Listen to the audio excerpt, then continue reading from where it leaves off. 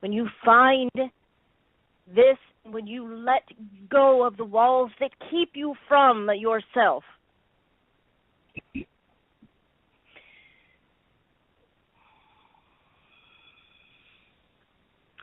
letting everyone else have their experience will become easy for you. Whether it's an argument or discomfort or happiness, it will all become valuable to you. Now let us say some things about all the different speakers and all the different messages and whether you agree with one or another. The very basic answer is they're all saying the same thing. Each one gives the message, the same message, in a different way so another may hear it. If you hear the message that you need to hear, that is all that matters. And give each other the right that is wholly their own to receive the message from another or another. Because you see, all messages from all channelers, all renderings, are all saying the same thing. You all take different paths to the same end. You take different paths that take you on a journey that you will take to a same place, to yourself. All it is designed to do, all of the messages are designed to take you to who you really are and to the love that you are. I know it doesn't look like that. I know that when you listened to all the different messages, that they seem quite dissimilar, but they are not.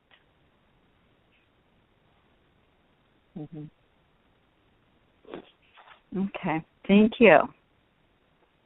You are welcome. And you will find in yourself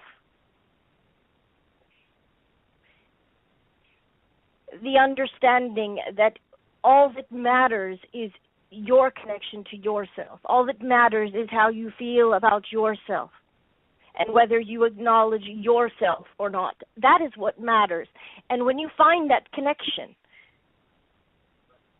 you will find that all of the others play like nice, good girls and boys.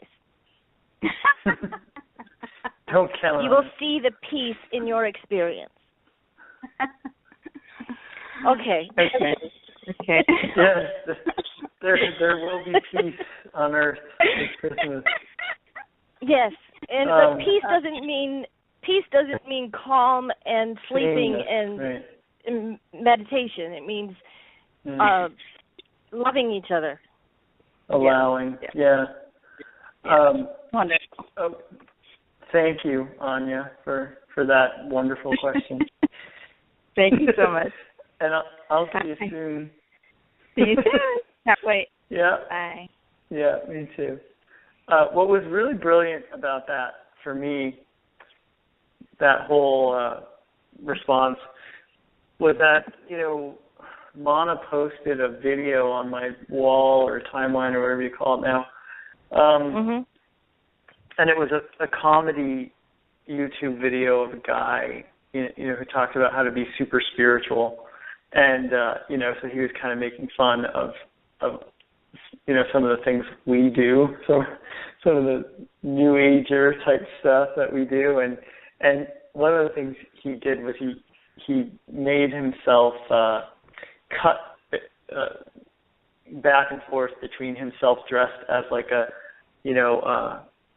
with a shirt and tie and with his hair all combed and neat, and what that person says, and presumably a Christian person, and then what the New Age spiritual person says, with the long hair down and the hippie clothes and all that, and it was pointing out how they're saying the same thing, but with different language. And Yes. it's really, really, it was really interesting to me to see it, like almost to the point where I was just thinking, wow, that is so eerie, you know, like we think we're so different and we're just not. And it really is just, it's like, what, really, like just the word, you just shift from one word to another, to a synonym of that word, and then all of a sudden you have like markedly different belief systems and people thinking that they're so different, but we're really not. You know? Right. Yeah. You know, so that was great. They're not. I love that answer. Yes, and thank you. And what I have found is that when I went back to the Abraham writings, I found that I would sometimes disagree with what they're saying, but a lot of the times it just seems a lot of what Jen's saying. I keep, in other words, Jen says stuff and then I get validated all over the place. I can get validated through Buddha or Abraham or you or anybody. It just I get validated everywhere. It just happens. And I think that that is in direct measure to acknowledging who I really am. And whatever that takes, whether that takes walking out my door and going for a walk, or letting go of some of my beliefs, or finding out that I like being a girl. That, I mean, there are many levels to finding out who you really are and being who you really are. Many levels to that. The first level for me was being a physical channel. That was the first level. The next level, then the next level. There are all these different levels, and they're different for everyone. Yeah, and it's so true too, because a lot of the things that, like, I look back now, well, not back, but I look at other people now, and what I see in them sometimes are myself, and but the like past version of myself, the version I've already been through that. See, I've been through Christianity where I actually took to it as a kid and as a young adult up until about 18. I went to church and I believed and all that stuff, confirmed Catholic, and then I became an atheist. So I've had that experience, you know, and then became a New Ager, whatever that is, and then and so I can look at people now and think like, well, that was me. Like, how, you know, so like, how can I really fault someone for being where they are? Because I've been there. I've absolutely, even like you were saying just now about how you could look at some teachings in the New Age spiritual realm, and maybe they were teachings that at one time you were 100% in alignment with, and now you're kind of like, well, no, I don't really buy into all of this anymore. And you can use that same sort of like, well, now what? Do I resist it because I'm not totally in alignment with it anymore, or do I just accept that that's part of the journey? It's like, of course, it has to exist. It has to be out there as a possibility, because all things and all beliefs and all ways of knowing the self have to be. Right. And, well, have you had this experience as a channeler, Daniel? Have you come across, like, channeling you've done for a person, for an individual, and the words come out of your body that really don't have anything to do with your own belief system? In other words, I don't believe in protection and safety anymore. I don't believe that you need to protect yourself or there is a state of safety. I don't believe that. But I swear I was giving a rendering, and that's what came out of my mouth. That's what they needed to hear. And I was like, well, I don't believe that anymore. How'd that happen? You know, it just came out of my mouth. And I went intellectually. I certainly do. Yeah. Yeah. And intellectually, I was like, no, you can't say that. And they go, stop it. like instantly. Like my intellect wanted to interrupt. Yeah, and I also think that the guides that I channel, or when I'm in that state, I guess, I don't know, it's like, it's such a blending of me and them that there's so much more. I think did you use the word bold before in describing Jen? Was that? Oh, say that again. Did you describe Jen as being bold? Oh, yes, B-O-L-D? they are something. Yes. Yes, So that's what I experienced, because Daniel does not speak with that kind of conviction or want to go out on a limb and say that this past life was where you were a butcher and you chopped your thumb off, and Daniel does not want to say any of that stuff, even though I might be getting it sometimes. But they're very comfortable out there on that limb, where they could be wrong, I guess, or I don't know. Okay, yes, I'm too shy. I really care too much about what other people think in order to speak my mind. Yeah. But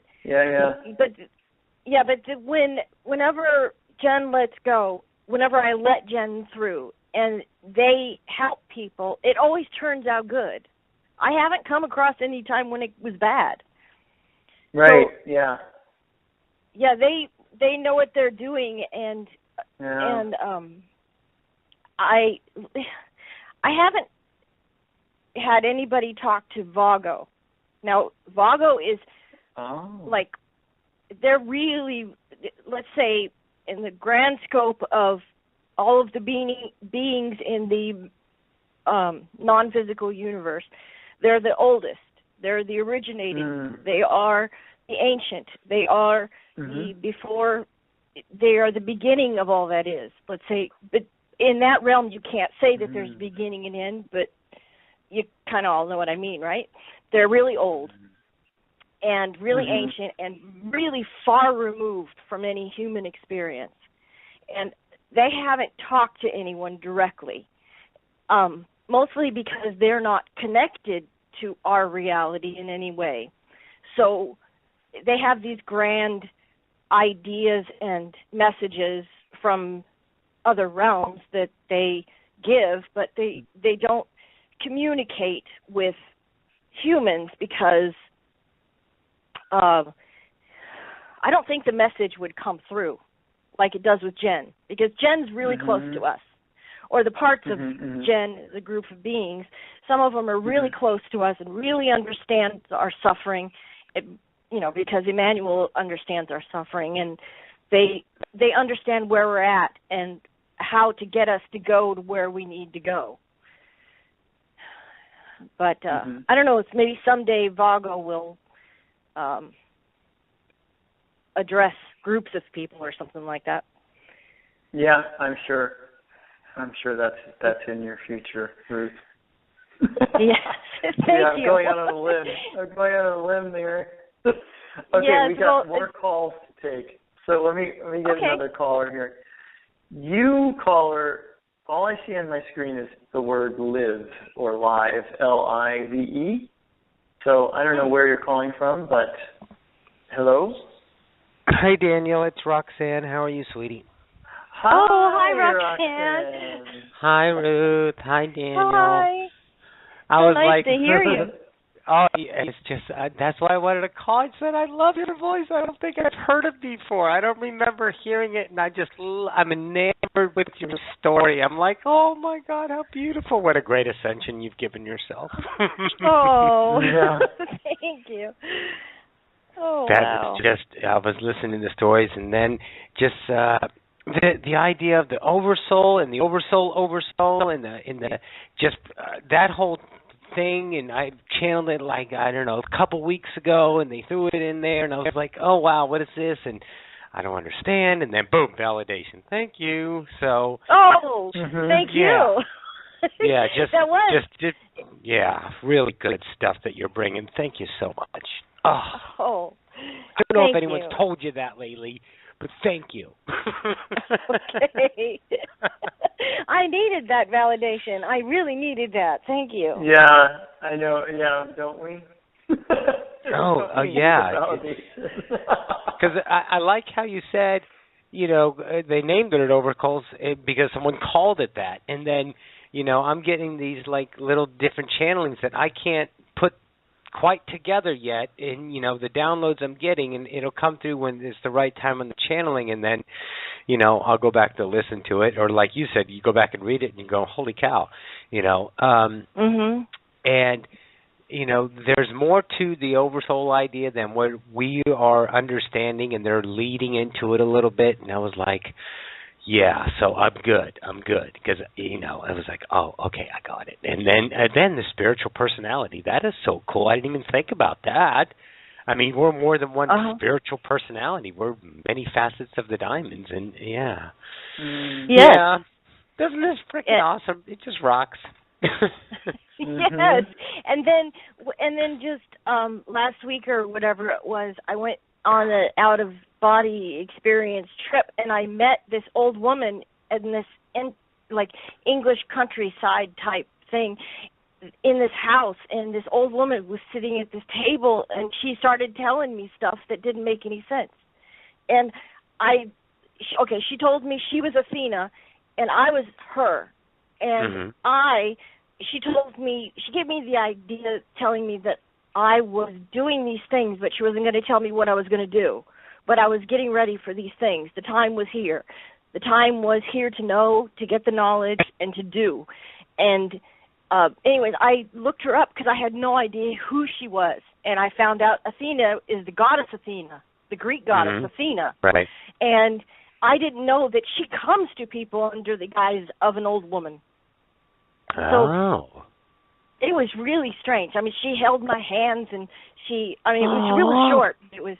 It was really cool, but I had really no idea. But the synchronicity of the whole thing just floored me. Just like, I didn't understand until recently how I could be Athena, but I could also be this and this and this. How can my personality be Athena, right? But we are many personalities, many different things, my God, it's so unlimited. It's mind-boggling. I know, it's a lot to handle. And yes. what was the ancient beginning? What do you call them? Sorry. What was the name of them you called them?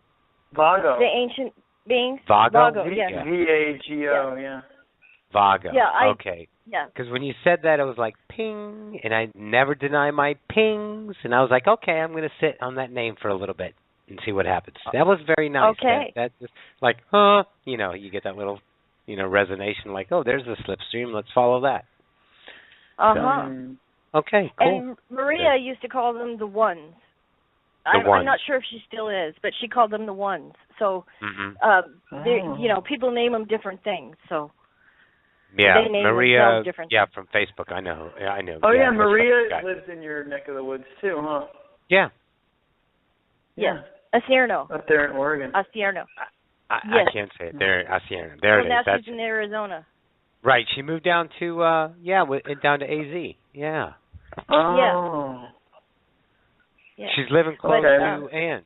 Yeah. Yeah, but okay, this is the deal. When you get some of the ancients, let's call them the ancients, but when you get connected to them, they come to you, whatever it is.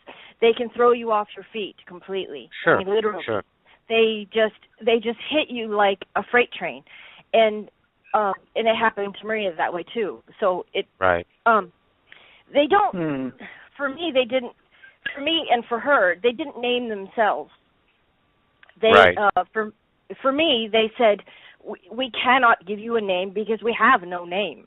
We don't use labels like that. So so I just got an intuition of Vago, and I looked it up. It's Greek or we call it really old language. I don't know. Anyway, Sumerian?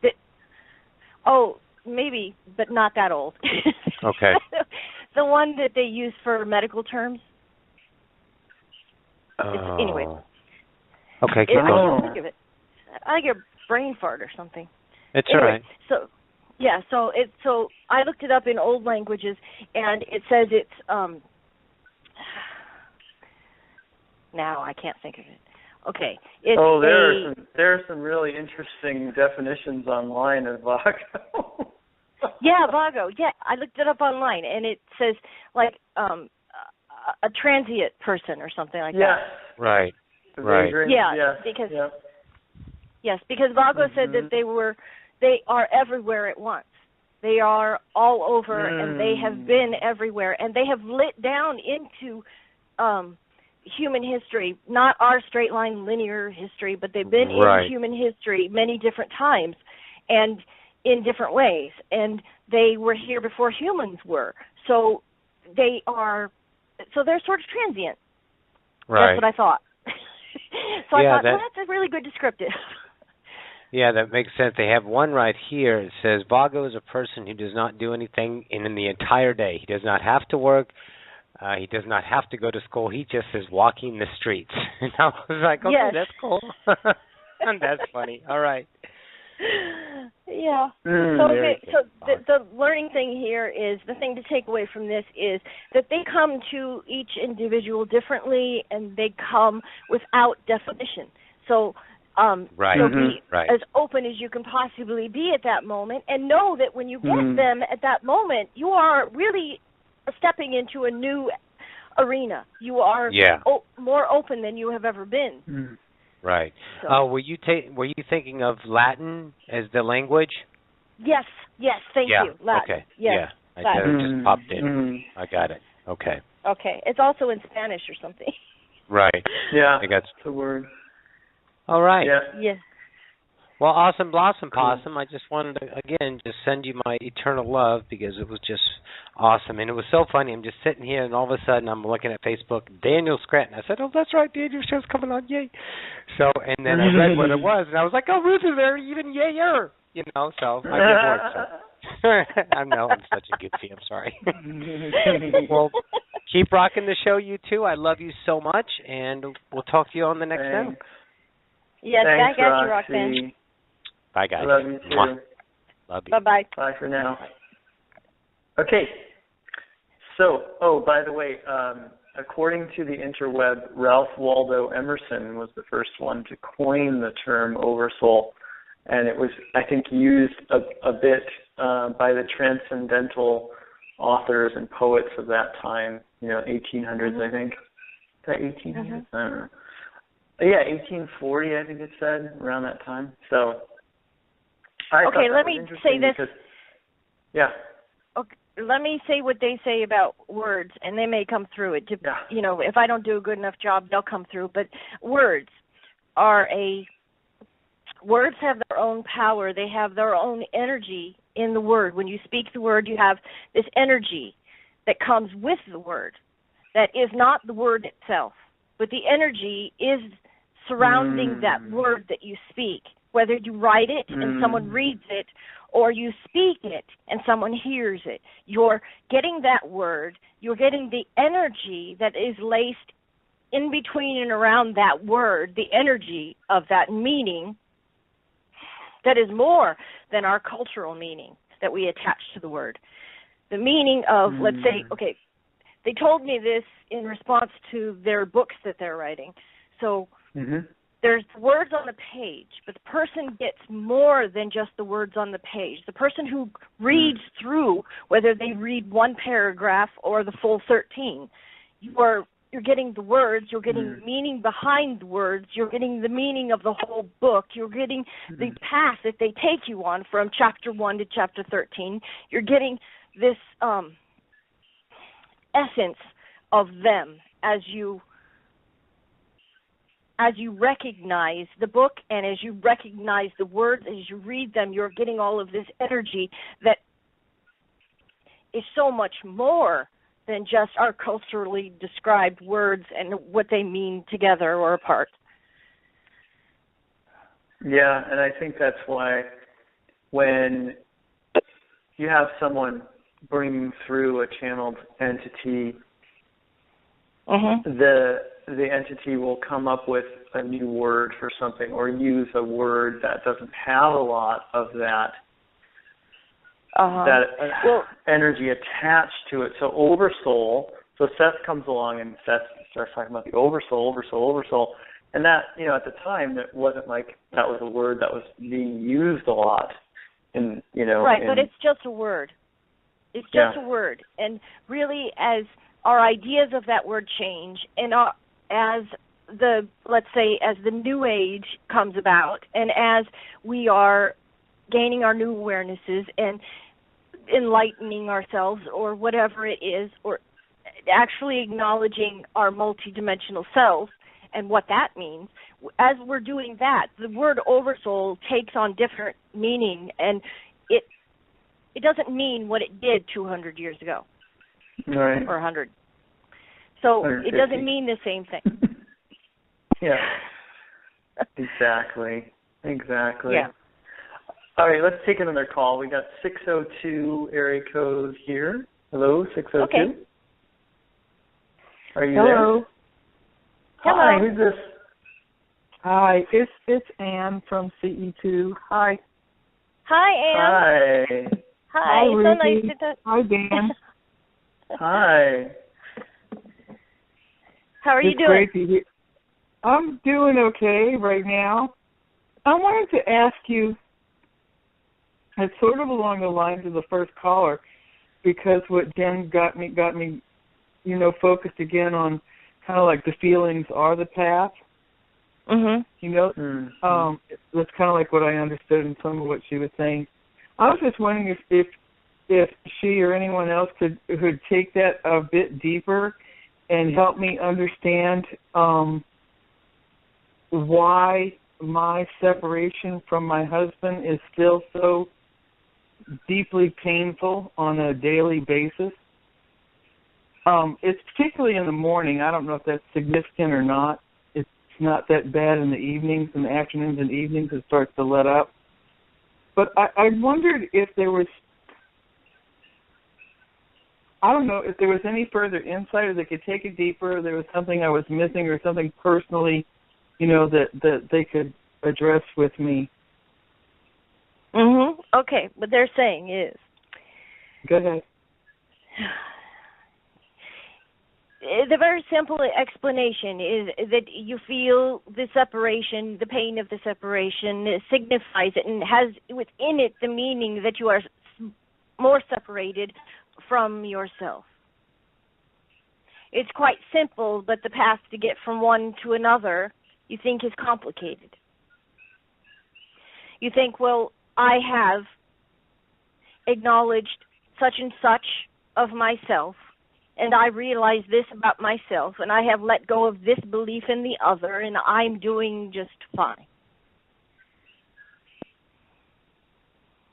But in fact, the pain of the separation of your loved one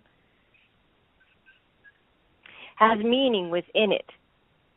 It is the painful separation. That emotion tells you, if we may be so bold, that you are separated, and the only thing you can be separated from is yourself. The more you connect with who you really are, and yes, there's farther to go with that, there always is, you are still human, therefore there is more that you can uncover of yourself.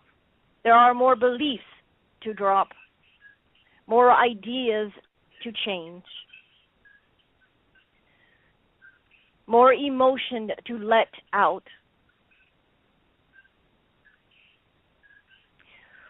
other barriers that you must loosen, and limits that you must dissolve.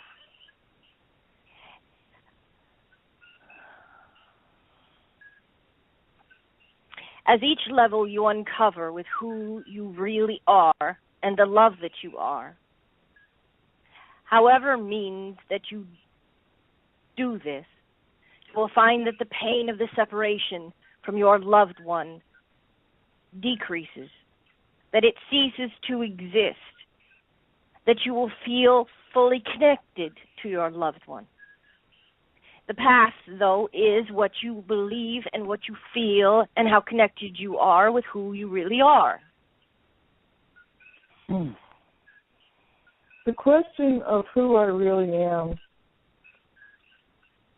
has changed enormously in the past year. Yes, it has. It has for many of you. And that continues to go on. I guess some of that is painful. I guess some of that actually is painful. I didn't see that as being connected to him, but then since he crossed over, I found out a whole lot more about who he is, and that was pretty stunning in itself. But it led me back to me, just like you're saying, and honestly, I'm not surprised by what I've found out about myself because a lot of it's been coming through for a very long time. I don't know what to do with the information. I don't know how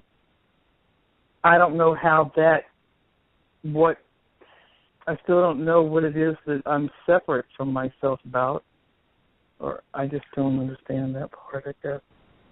We will give you a clue that your experience, your human experience, the experience of your life, of each of your moments that seem to pass one after another, they are symbolic. And because of this, just like your dreams, they have symbolic meaning. Each of your experiences have symbolic meaning within them and connected to each other.